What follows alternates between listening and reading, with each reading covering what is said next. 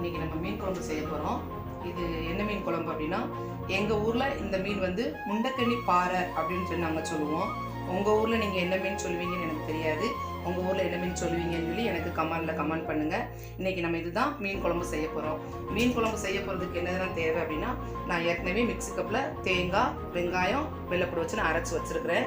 ரெண்டாவது புளி கரைச்சி எடுத்து வச்சுருக்கேன். இப்போ நம்ம அடுத்தாப்புல குழம்புக்கு தேவையானது என்னதுன்னா, 2 தக்காளி, கொஞ்சம் வெங்காயம், ஒரு 4-5 மிளகாய். இது சின்ன மிளகாவாக இருக்கிறதுனால நான் கொஞ்சம் கூடுதலாக போட்டிருக்கேன். உங்களுக்கு பெரிய மிளகாவாக இருந்தால் 3 கூட போதும். நம்ம குழம்பு மசாலாத்தூள் இது வந்து நான் எங்கள் ஊர் ஸ்டைலில் தான் நான் பண்ணுறேன். உங்கள் ஊரில் எப்படி பண்ணுவீங்களோ தெரியாது. எங்கள் ஊரில் நாங்கள் இப்படி தான் குழம்புலாம் ரெடி பண்ணுவோம். அதே மாதிரி தான் நான் ரெடி பண்ணுறேன். நீங்கள் இது உங்களுக்கு பிடிக்கும்னு நான் நினைக்கிறேன். நீங்களும் இதே மாதிரி செஞ்சு பாருங்கள், உங்களுக்கு ரொம்ப பிடிக்கும். கொஞ்சம் கருவேப்பிலை, இதில் நல்லா கொஞ்சம் கருவேப்பிலையை ஊற்றி போட்டுட்டு நம்ம இந்த மசாலா அரைச்சி வச்சுருக்கோம் இல்லையா, இந்த மசாலாவை இது கூட சேர்த்துக்குருவோம். நான் இதில் வெங்காயம் எல்லாமே ஆரம்பத்துலேயே அரைச்சிட்டேன், தேய்ச்சி உழவு போட்டு நான் அரைச்சி எடுத்து வச்சுட்டேன். அதனால் என்னடா இவங்க வெங்காயம் வந்து ஒன்றுமே கொஞ்சமாக சேர்த்துருக்காங்க அப்படின்னு நீங்கள் நினைக்க வேண்டாம். நான் இதில் எடுத்து வச்சுருக்கேன். ரெண்டாவது நான் புளிக்கரைசல் எடுத்து வச்சுருந்தேன் இல்லையா, இதையும் இது கூட சேர்த்துடலாம். சேர்த்துட்டு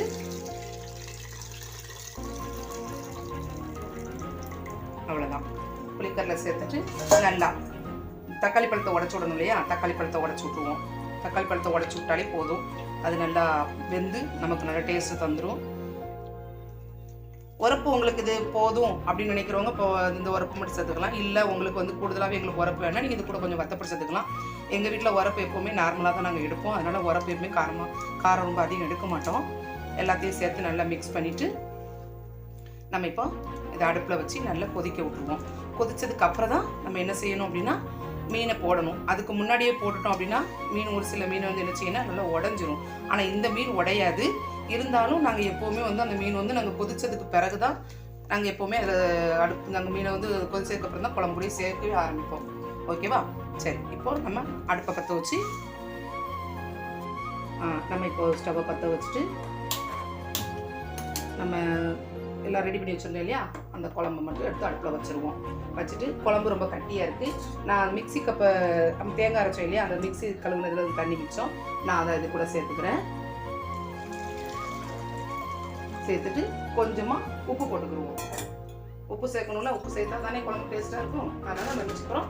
கொஞ்சமாக இப்போ உப்பு சேர்த்துட்டு பிறகு 10 இல்லையான்னு நம்ம பிறகு பார்த்துக்குவோம். ஓகே, இப்போ இது நல்லா கொதிக்கட்டும். நல்லா கொதித்து முறத்தட்டி வந்ததுக்கப்புறம் நல்லா கொதிச்சதுக்கப்புறம் நம்ம மீன் எடுத்து இதில் போட்டுக்கலாம். மீன் நல்லா வெந்து சாப்பிடும்போது சூப்பராக இருக்கும். இப்போ நல்லா கொதிக்கட்டும். கொதிக்கிற வரைக்கும் நம்ம வெயிட் பண்ணுவோம். சரி, இப்போ நம்ம குழம்பு கொதிக்குதான்னு பார்த்துட்டு, குழம்பு கொதிச்சிருச்சு அப்படின்னா மீன் எடுத்து உள்ளே போட்டுருவோம். குழம்பு நல்லாவே கொதிக்குது. இந்த டயத்தில் நம்ம மீனை போட்டோம்னா சரியாக இருக்கும். மீனை போட்டு ரொம்ப நேரம் கொதிக்க விடக்கூடாது, ஒரு 10 நிமிஷம். இப்போ நம்ம மீனை உள்ளே போடலாம்.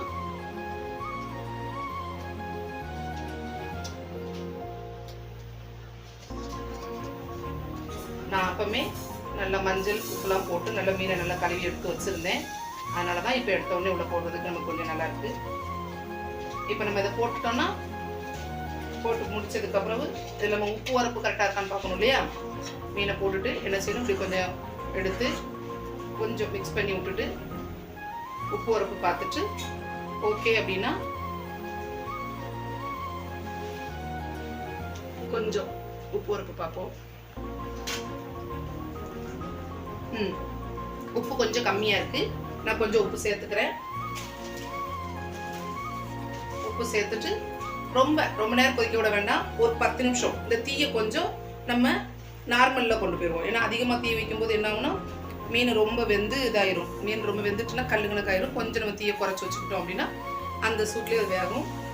ஒரு 10 நிமிஷம் கழிச்சு வந்து நம்ம பார்த்தோம் அப்படின்னா குழம்பு நமக்கு ரெடியாக இருக்கும். நமக்கு சாப்பாட்டுக்கு ரெடி ஆயிரும். கடைசியாக நம்ம தாளித்து மட்டும் விடணும். தாளித்து விட்டாதான் அந்த எந்த ஒரு குழம்புக்குமே தாளித்து விட்டாதான் அதோட மனமும் நம்ம ருசியும் நமக்கு நல்லா தூக்கி எடுத்து காட்டும். அதனால நம்ம கடைசியாக இறக்குறதுக்கு ஒரு 10 நிமிஷத்துக்கு முன்னால் நம்ம வந்து கடுகு வெந்தயம் பொரிச்சு தாளித்து ஊற்றி இறக்கிறோம். ஓகேவா? கொஞ்சம் கொதிக்கட்டும், மீன் இப்போ நல்லா வேகட்டும். நம்ம வெந்ததுக்கப்புறம் பார்க்கட்டும். சரி, இப்போ நம்ம மீனை போட்டு 10 நிமிஷம் ஆகிட்டு குழம்பு போய் நல்லா கொதிச்சிருச்சு. குழம்பு நல்லா மீன் நல்லா வெந்துருச்சு.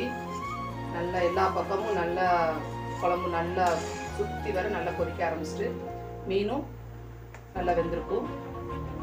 நம்ம இப்போ அடுத்து கடைசி என்ன செய்ய போகிறோம் அப்படின்னா கடுகு வெந்தயம் இதில் கொஞ்சம் பொரிச்சு ஊற்றினா தான் அந்த எண்ணெய் மனம் சூப்பராக நமக்கு குழம்பு மணத்தை தூக்கி காட்டும். அதனால் இப்போ நம்ம இறக்கி வச்சிடலாம். இறக்கி வச்சுட்டு அடுத்து கொஞ்சம் எண்ணெய் ஊற்றி தாளிச்சிடலாம். நம்ம இப்போ என்ன செய்யலாம், அடுத்ததை தாளிச்சு விட போகிறோம். அதனால் இதில் கொஞ்சம் எண்ணெய் ஊற்றி எண்ணெய் நல்லா சூடேறினதுக்கு பிறகு நல்லா கொஞ்சம் எண்ணெய் சூடேறட்டும். சூடேறினதுக்கு பிறகு கொஞ்சமாக வெந்தயம் போடணும். ரொம்ப போடக்கூடாது, இப்படி கொஞ்சம் வெந்தயம், கொஞ்சம் கடுகு போட்டு நல்லா பொரியட்டும். பொரிஞ்சதுக்கு பிறகு இதில் கொஞ்சம் கருவேப்பிலை சேர்த்துக்குவோம். இதில் கொஞ்சம் கருவேப்பிலை சேர்த்துக்குவோம். கருவேப்பிலையும் போட்டு நல்லா மொறு நல்லா கடுகு வெந்தயம் நல்லா பொரிஞ்சு நல்லா வெடித்து வரணும். வெடித்து வந்ததுக்கு பிறகு தான் வெடித்து அந்த வெடிப்பு வந்து அமர்ந்துடும். அமர்ந்ததுக்கு பிறகு தான் நம்ம கருவேப்பிலை போடணும். இல்லை அப்படின்னா கருவேப்பிலை சீக்கிரம் வெந்துடும், அந்த கடுகானது வெடிக்காது. வெடித்தாதான் அந்த கடுகு நல்லா வெந்து நல்லா ஒரு மணத்தை தரும். இப்போ நல்லா வெந்து அமர்ந்துட்டு நம்ம இப்போ இந்த கருவேப்பிலையில போடலாம். போட்டுட்டு ஸ்டவ் ஆஃப் பண்ணிடலாம்.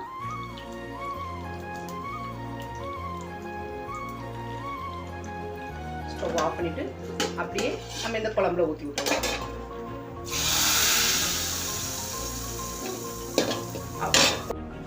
நம்ம இப்போ தாளித்து ஊற்றியாச்சு. ஊற்றுனதுக்கு பிறகு இப்போ இந்த குழம்பு நல்லா ஒரு மனம் இருக்கும், மனம் நல்லா ருசியாகவும் இருக்கும். இதே மாதிரி நீங்களும் உங்கள் வீட்டில் மீன் குழம்பு செஞ்சு பாருங்கள். சாப்பிட்றதுக்கு நல்ல டேஸ்ட்டாக இருக்கும். ஒரு தட்டு சாப்பிட்ற ஆளுக்கு 2 தட்டு கூட சாப்பிடலாம். அந்த மாதிரி நல்ல டேஸ்ட்டாக இருக்கும். எங்கள் ஊரில் நாங்கள் இப்படி தான் மீன் குழம்பு பண்ணுவோம். உங்களுக்கு இந்த வீடியோ பிடிச்சிருந்துச்சுன்னு சொன்னால் லைக் பண்ணுங்கள், ஷேர் பண்ணுங்கள், கமெண்ட் பண்ணுங்கள். அடுத்து உங்களுக்கு என்ன மீன் குழம்பு, என்ன மீனை வச்சு குழம்பு வைக்கணும் அப்படிங்கிறத நீங்கள் எனக்கு கமெண்டில் எனக்கு சொல்லுங்கள். நான் நீங்கள் சொல்கிற மாதிரி உங்களுக்கு என்ன மீன் தேவையோ நான் அதை வச்சு நான் உங்களுக்கு குழம்பு வச்சு காட்டலாம்.